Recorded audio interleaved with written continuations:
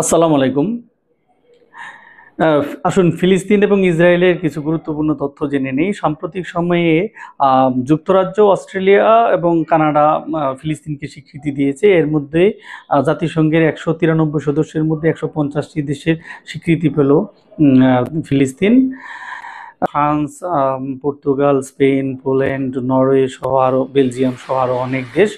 তো খুব দ্রুততার সময়ের মধ্যেই তারা ফিলিস্তিনকে স্বীকৃতি প্রদান করবে বলে আমরা আলোচনা জানতে পারি। এই মুহূর্তে যুক্তরাজ্যের স্বীকৃতির মাধ্যমে সেটা একটা ঐতিহাসিক ঘটনা ঘটলো।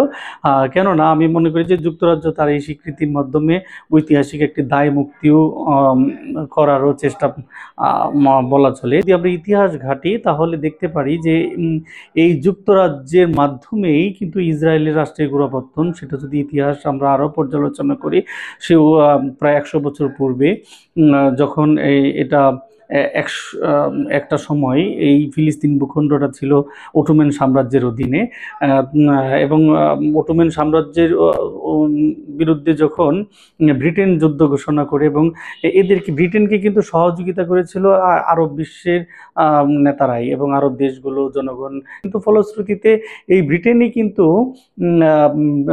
এবং আরবদের পিঠে ছুরিকাঘাতের মতোই ঘটনা ঘটায়। সেটা হচ্ছে ব্যালফোর ঘোষণা। অর্থাৎ প্রথম বিশ্বযুদ্ধ চলাকালীন সময়ে যখন অটোমানদের কাছ থেকে এটা ফিলিস্তিন ভূখণ্ডটা ব্রিটেনের অধীনে চলে যায়, তৎকালীন সময়ে ব্রিটেনের পররাষ্ট্রমন্ত্রী ছিল আর্থার ব্যালফোর। তো আর্থার ব্যালফোর ব্যারন লিওনেল অল্ডারল্যান্ডকে একটি গোপন চিঠি প্রেরণ করেন, সিল করা। সেই চিঠিতে তিনি উল্লেখ করেন যে ফিলিস্তিন ভূখণ্ডে একটি ইহুদিদের জন্য একটি বসতি স্থাপনের জন্য একটা পরিকল্পনার কথা সেখানে উল্লেখ ছিল। এবং ব্যারন লিওনেল তৎকালীন ব্রিটেনে বসবাসকারী ইহুদিদের মধ্যে একটা অন্যতম বড় নেতা ছিল।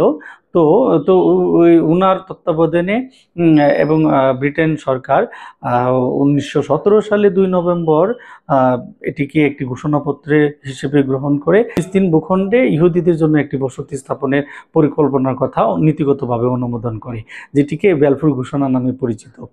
তো এই ব্যালফোর ঘোষণা হওয়ার পরে প্রথম বিশ্বযুদ্ধ যখন শেষ হয়, তো দ্বিতীয় বিশ্বযুদ্ধ পূর্বকালীন সময়ে, প্রথম বিশ্বযুদ্ধ থেকে দ্বিতীয় বিশ্বযুদ্ধ পূর্বকালীন সময়ে ব্রিটেন থেকে সারা দুনিয়া থেকে ইহুদিরা ধীরে ধীরে ফিলিস্তিনে জড়ো হতে থাকে এবং তাদের বসতি স্থাপন শুরু করে। তো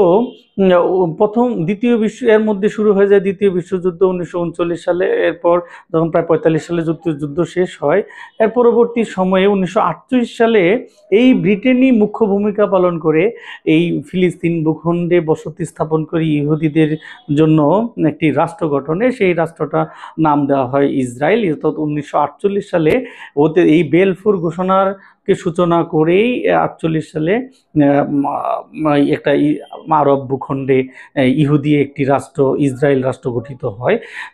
এবং পরবর্তী সময়ে তাদের প্রভাব প্রতিপত্তি এই ব্রিটেন তার সর্বশক্তি এখানে নিয়োগ করে প্রধান মিত্র হিসেবে এখানে আবির্ভূত হয়, এবং পরবর্তী সময়ে যুক্তরাষ্ট্র আরও ঘনিষ্ঠ হয়, এবং যুক্তরাষ্ট্র এখন বর্তমানে অন্যতম তাদের প্রধান মিত্র হিসেবে প্রতিষ্ঠিত। তো 1967 সালের দিকে যখন আরব ইসরায়েল যুদ্ধ হয়, যেখানে ব্রিটেন, যুক্তরাষ্ট্র আরবদের বিপক্ষে ছিল, অর্থাৎ ইহুদিদের ইসরায়েলের পক্ষে অবস্থান করে জয়লাভ করে, তথাপিও এখানে দ্বিরাষ্ট্রিক একটি সমাধানের কথা বলা ছিল। কিন্তু সেটা ধীরে ধীরে এই যুক্তরাষ্ট্র, ব্রিটেন তার মিত্রদের বাধার মুখে এটি কখনো বাস্তবায়ন হতে পারেনি।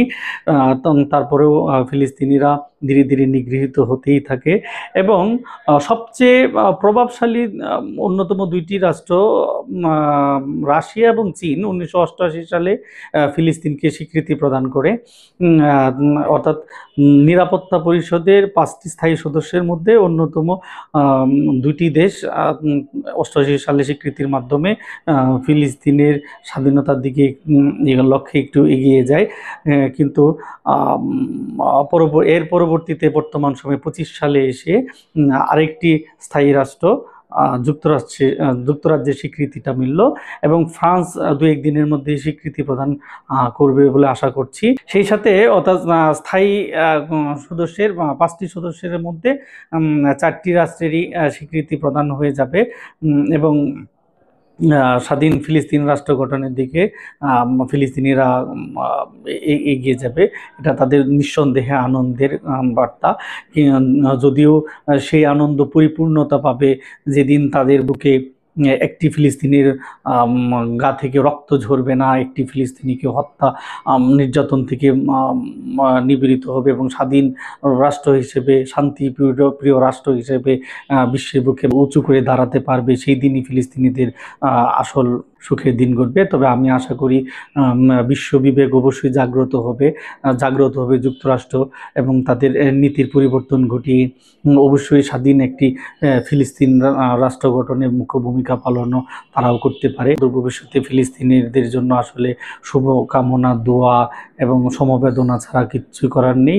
আমরা ফিলিস্তিনিদের জন্য দোয়া করি, রাষ্ট্র হিসেবে স্বীকৃতি পাক, স্বাধীনভাবে তারা চলুক, নিরাপদে চলুক, শান্তিপ্রিয়ভাবে বিশ্বের বুকে তারা মাথা উঁচু করে দাঁড়াক। সবাইকে ধন্যবাদ।